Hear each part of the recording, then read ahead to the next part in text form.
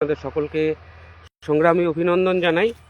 আপনারা জানেন ইতিমধ্যে আমরা গত 14 তারিখে পার্শ্ব শিক্ষক ঐক্যমঞ্চের আহ্বানে এক বিরাট কর্মসূচি আমরা ঘোষণা করেছি, যে কর্মসূচির মূল উদ্দেশ্য পার্শ্ব শিক্ষকদের জীবন জীবিকা যাতে আরও স্মুথ হয়। ঠিক সে কারণেই আমরা এই কর্মসূচি ঘোষণা করেছি। ইতিমধ্যেই বিভিন্ন জায়গা থেকে, বিভিন্ন দিক থেকে আপনাদের যা সমর্থন পাচ্ছি অকল্পনীয়। আমি চাইছি আবারও আমরা গত 19 সালের যে ঐতিহাসিক আন্দোলন পার্শ্ব শিক্ষক ঐক্যমঞ্চের নেতৃত্বে হয়েছিল এবং সারা রাজ্যের পার্শ্ব শিক্ষকদের সহযোগিতায় আমরা সেই কর্মসূচি করতে পেরেছিলাম, এবারও তার অন্যথা হবে না এবং সারা রাজ্যের পার্শ্ব শিক্ষকরা উৎসুক হয়ে আছে, মুখিয়ে আছে এই কর্মসূচিতে অংশগ্রহণ করার জন্য। কিন্তু তার মধ্যেও বেশ কিছু আমার সংগ্রামী সাথীরা তারা বেশ কিছু বিষয়ে প্রশ্ন তুলেছেন। আমি চেষ্টা করব তাদের সেই প্রশ্নের উত্তর দেওয়ার। প্রথম প্রশ্ন যেটা এসেছে আমার কাছে সেটা হচ্ছে যে এত দেরিতে কেন, মানে 27 তারিখ মানে অনেকটা দেরি হয়ে যাচ্ছে, এটা খুব বাস্তব কথা। তা এত দেরিতে আমরা কেন কর্মসূচিটা গ্রহণ করেছি? এই কর্মসূচি এতটা সময় হাতে নেওয়ার অন্যতম কারণ হচ্ছে, দেখুন, পারমিশন করাতে গেলে একটা বিরাট সময় লাগে, অন্ততপক্ষে 12, 14, 15 দিন সময় লাগে। এখন বিষয় হচ্ছে যদি হাফবেলার কোনো প্রোগ্রাম হতো তাহলে আমরা আগের দিন অ্যাপ্লাই করে আমরা পেয়ে যেতাম, কিন্তু যখন লাগাতার প্রোগ্রাম হবে তখন কিন্তু শুধু থানার পারমিশনে হবে না, পুলিশ কমিশনারের থেকে পারমিশন নিতে হবে, ইত্যাদিতে অনেক ব্যাপার আছে। যদি সেখান থেকে না পাই আমাদের কোর্টেও ছুটতে হতে পারে। তো সে রাস্তাও আমরা খোলা রেখেছি এবং ঠিক সে কারণেই আমরা এতটা সময় নিয়েছি। এটা হচ্ছে 1 নম্বর কারণ। দ্বিতীয় কারণ হচ্ছে উচ্চ মাধ্যমিকের পরীক্ষা চলছে। পরীক্ষার মধ্যে কর্মসূচি করার পারমিশন পাওয়াটা অত্যন্ত টাফ। সবচেয়ে টাফ যেটা সেটা হচ্ছে গিয়ে আমরা মাইক পারমিশন পাবো না। এবার মাইক ছাড়া মঞ্চ পরিচালনা করা অত্যন্ত কষ্টকর। মিছিলটা হয়তো হবে হ্যান্ড মাইক ব্যবহার করে, কিন্তু মঞ্চ পরিচালনার ক্ষেত্রে কিন্তু মাইক অবশ্যম্ভাবী। ঠিক সে কারণে আমাদের মাইক যাতে আমরা পাই, ঠিক সে কারণে 27 তারিখ উচ্চ মাধ্যমিকের পরীক্ষা শেষ হচ্ছে এবং তার পরের দিন থেকে বা সেদিন থেকেই আমাদের মূল যেটা বিক্ষোভ সমাবেশ সেটা শুরু হচ্ছে। এটাও একটা কারণ। অন্যদিকে আপনারা অনেকে প্রশ্ন তুলেছেন যে ভোট ঘোষণা হয়ে যাবে তখন আর কিছু হবে না, আমরাও সময় পাবো না। আমি আপনাদেরকে বলে রাখি, ভোট ঘোষণার এখনও একটু সময় লাগবে, ফলে আমরা অন্ততপক্ষে 7-8 দিন সময় পাবো এই আমরা আশা করছি। 2 তারিখে কিন্তু ভোট ঘোষণা হচ্ছে না, যেটা মিডিয়া সম্প্রচার করছে, আপনারাও শুনেছেন, আমিও দেখেছি। 2 তারিখে কিন্তু ভোট ঘোষণা হচ্ছে না, অন্ততপক্ষে 5-6 তারিখ তো লাগবেই। ফলে আমাদের হাতে এই 6-7টা দিন সময় থাকবে। এই 6-7 দিন লড়ে আমাদেরকে আমাদের দাবি আদায় করতে হবে, এটা হচ্ছে ব্যাপার। আর যদি আরও কারো কিছু জিজ্ঞাসা থাকে সেটা আপনারা বলতে পারেন, আমি চেষ্টা করব যথাযথ উত্তর দেওয়ার।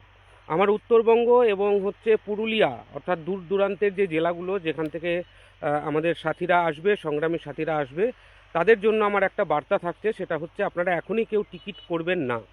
আমরা একটু অন্য চিন্তাভাবনা করছি, সেটা সাকসেস না হওয়া পর্যন্ত বলছি না। আপনারা 1-2 দিন পর তারপরে টিকিটটা করবেন। আমরা চেষ্টা করছি একটু অন্যরকমভাবে যদি আপনাদেরকে নিয়ে আসা যায় বা আসার ব্যবস্থা করা যায়, ঠিক সে কারণেই বলছি। আর দক্ষিণবঙ্গের যে সাথীরা রয়েছেন তাদের প্রত্যেককে আসতে হবে, প্রত্যেককে নিয়ে আসতে হবে।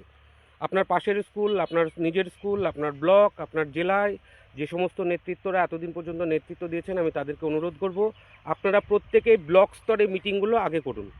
সমস্ত ব্লকে যেন মিটিং হয়ে যায় এবং সবাই একত্রিতভাবে আপনারা আসবেন, ঠিক সেরকম ধরনের একটা সিদ্ধান্ত নেবেন।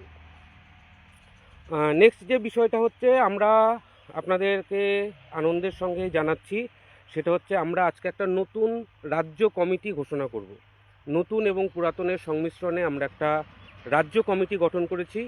সেই রাজ্য কমিটির লিস্ট আমরা আজকে কিছুক্ষণের মধ্যেই আপনাদের সামনে তুলে ধরব।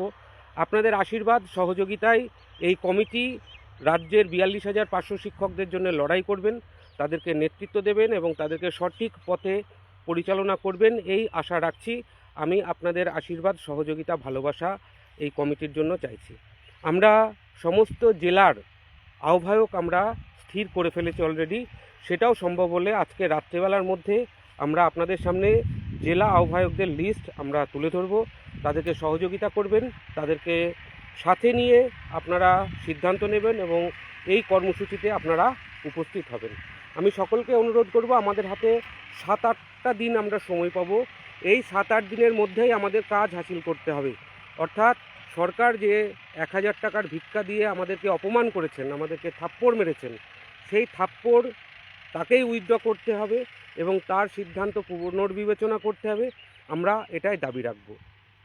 এই আন্দোলন বিগত দিনে পার্শ্ব শিক্ষক ঐক্যমঞ্চ ঠিক যেমনভাবে অরাজনৈতিকভাবে নেমেছিল, এবারও তার অন্যথা হবে না। সম্পূর্ণ অরাজনৈতিক আন্দোলন আমরা আবারও উপহার দিতে চলেছি পার্শ্ব শিক্ষকদের, এবং এই আন্দোলনের মধ্যে থেকেই আমাদের যে চাওয়া পাওয়া, সেই চাওয়া পাওয়া আমরা অর্জন করব, এই আশা আকাঙ্ক্ষা রাখছি।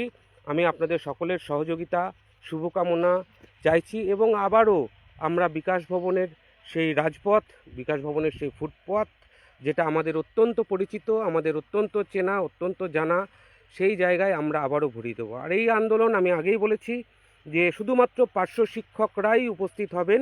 যে সমস্ত এমএসকে এসএসকের শিক্ষক শিক্ষিকারা 60 অপশান নিয়েছেন, অর্থাৎ 60 বছরের অপশান যারা নিয়েছেন, তারা ইতিমধ্যে যেহেতু প্যারা টিচার স্ট্যাটাস পেয়েছেন, তাই আমি তাদেরকেও এই কর্মসূচিতে উপস্থিত হওয়ার জন্য অনুরোধ করব।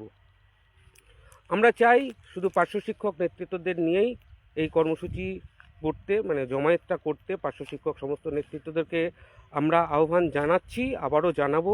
সেই সঙ্গে পশ্চিমবঙ্গের যতগুলি শিক্ষক সংগঠন আছে, হেডমাস্টার্স অ্যাসোসিয়েশন বলুন, উস্থি বলুন, প্রাইমারি শিক্ষক বলুন, সমস্ত শিক্ষক সংগঠনকে আমরা এই কর্মসূচিতে আহ্বান করব।